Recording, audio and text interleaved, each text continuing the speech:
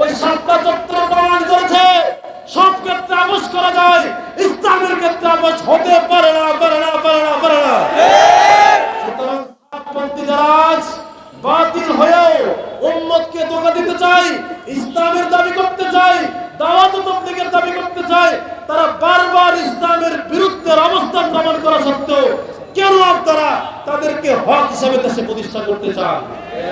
ওই টঙ্গী ইজতেমার মাঠ এটা বরাদ্দ দেওয়া হয়েছে হক্কানি আলেম ওলামাদের তত্ত্বাবধানে বিশ্ব ইজতেমা করার জন্য, কোন বাতিলকে সেখানে করার জন্য বরাদ্দ দেওয়া হয়নি। সুতরাং বিশ্ব ইজতেমার মাঠে সাতপন্থীদের কোন প্রোগ্রাম মেনে নেওয়া হবে না।